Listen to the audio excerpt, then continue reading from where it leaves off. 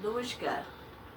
আজকে যে আলোকচিত্রটি বলবো সেটা প্রজাপিতা ব্রহ্মকুমারীর উক্তি। এটা কিভাবে বাঁচতে হয়। পৃথিবীটা বাঁচার জন্য কিন্তু খুব সুন্দর জায়গা নয়।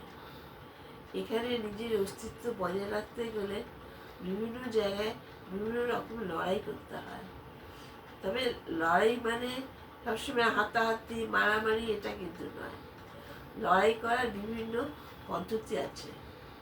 সবসময় বুদ্ধিযোগে চলতে হয়, কারোর সাথে মানিয়ে নিতে হয়, কারোর সঙ্গে সমঝোতা করে চলতে হয়, কখনো ভালোবেসে জয় করতে হয়।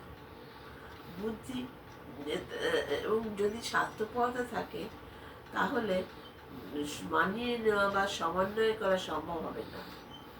স্বার্থপর হলে সব বেচতে যাবে।